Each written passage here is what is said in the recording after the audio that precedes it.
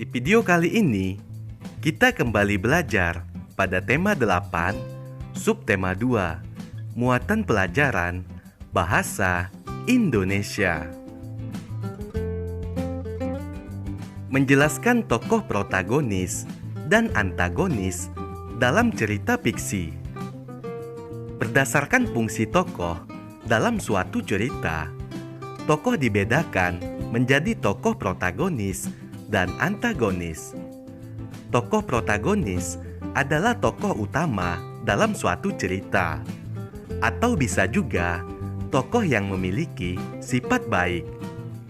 Tokoh antagonis adalah tokoh yang menjadi penentang tokoh utama, atau bisa juga tokoh yang memiliki sifat tidak baik.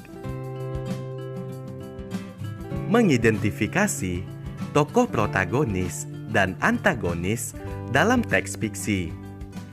Tokoh protagonis dan antagonis dapat ditentukan dengan memperhatikan hubungan antar tokoh dalam cerita.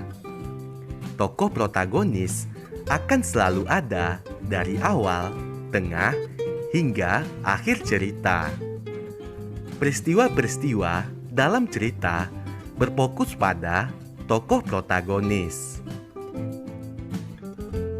Adapun tokoh antagonis memiliki karakter yang bertentangan dengan tokoh protagonis. Tokoh antagonis disebut juga tokoh lawan protagonis. Sebagai contoh, ayo simaklah cerita berikut. Asal mula Danau Toba. Di wilayah Sumatera, hiduplah seorang petani yang rajin. Setiap hari, ia menggarap ladang, mencari ikan untuk kebutuhan sehari-hari. Suatu hari, ia pergi ke sungai, bermaksud mencari ikan. Sesampainya di sungai, ia segera melempar kail yang dibawanya. Sambil menunggu, ia berdoa agar hari ini mendapatkan banyak ikan. Beberapa saat kemudian, kail tersebut tampak bergoyang-goyang. Ia segera menariknya dan merasa senang karena mendapatkan ikan besar. Petani itu memandangi ikan hasil tangkapannya. Betapa terkejutnya petani itu ketika mengetahui ikan tersebut dapat berbicara. Ikan itu memohon kepada petani untuk membiarkannya tetap hidup. Tanpa bertanya, ikan hasil tangkapannya ia kembalikan ke dalam air. Namun, petani itu kembali terkejut ketika ikan tersebut berubah menjadi seorang wanita yang sangat cantik. Ikan itu menjelaskan kepada petani bahwa ia adalah seorang putri yang dikutuk karena melanggar aturan kerajaan. Ia sangat berterima kasih kepada petani karena telah membebaskannya dari kutukan. Ia bersedia menjadi istri petani sebagai balas budi. Petani itu menyetujui dan jadilah mereka sepasang suami istri.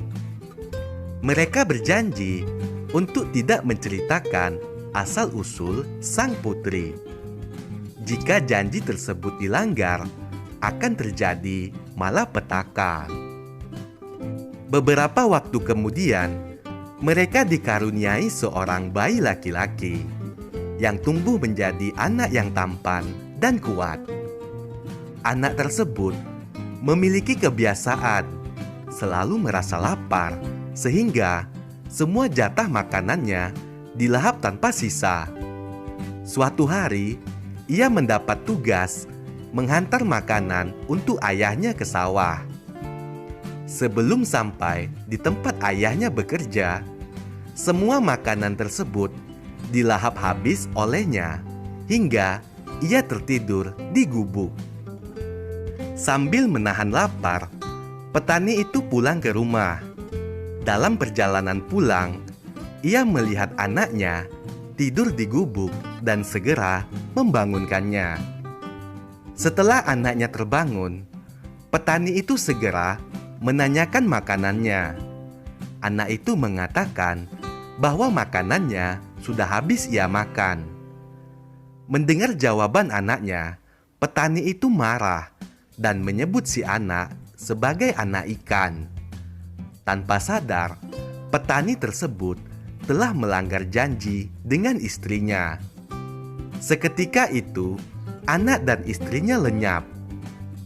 Dari bekas injakan kaki petani, menyemburlah air yang sangat deras dan meluap tinggi, membentuk sebuah danau. Danau itu hingga kini dikenal dengan nama Danau Toba. Kita sudah menyimak cerita asal mula Danau Toba. Sekarang kita dapat menentukan tokoh protagonis dan antagonis dalam cerita tersebut. Tokoh protagonis dalam cerita tersebut yaitu Putri Ikan. Sedangkan tokoh antagonisnya yaitu petani dan anak petani.